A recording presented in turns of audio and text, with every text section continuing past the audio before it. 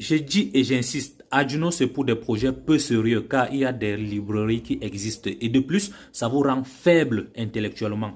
Comparé au projet que je vous propose avec mon programmateur. Là, c'est un programmateur fait maison avec des composants de récupération. Regardez cette carte d'origine. Ça, c'est un chargeur de batterie de 24 volts. À l'intérieur, là, tu vois un PIC, un microcontrôleur, microchip. C'est un PIC 16C57C. Voilà également une seconde carte, un onduleur qui comporte également un PIC. J'ai enlevé le PIC pour l'utiliser pour un autre projet. As-tu déjà trouvé un projet sérieux où il y a Arduino à l'intérieur? Tu me diras non.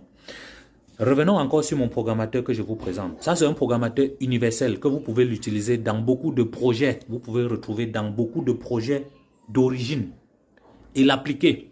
Car sur le programmateur que je vous propose, il y a une entrée ICSP qui vous permet de reprogrammer les cartes électroniques sans toutefois enlever le microcontrôleur de son support.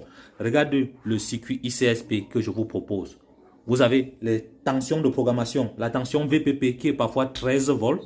Vous avez la tension d'alimentation qui est 5 volts. Vous avez la référence des tensions qui est GND. Et puis vous avez le data pour les données. Et puis vous avez le clock pour le circuit d'horloge.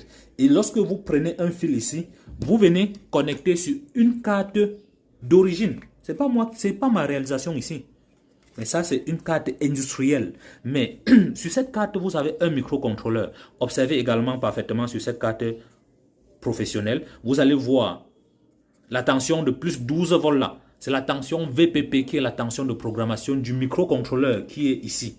Et après, vous avez la tension de 5 volts qui est la tension 5 volts d'alimentation du microcontrôleur. Vous avez le GND, la référence des tensions. Vous avez les data, vous avez les clocks. Donc, ce programmateur que je vous propose n'est pas fait pour des choses de jeu, comme vous avez mentionné dans votre projet. Et de plus, une fois de plus, si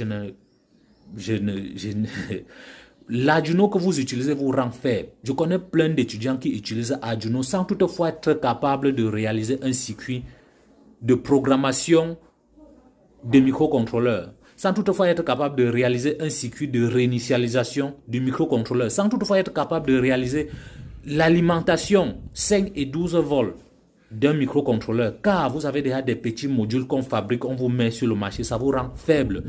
L'électronique ne se résume pas seulement à utiliser les bouts de code de librairie qu'Arduino vous propose pour compiler et faire un gros truc volumineux pour rien. As-tu déjà trouvé une carte électronique où se trouve Arduino? Voilà. Donc, mon programmateur n'est pas pour des amateurs comme tu peux le prétendre. Lis et dis-moi ton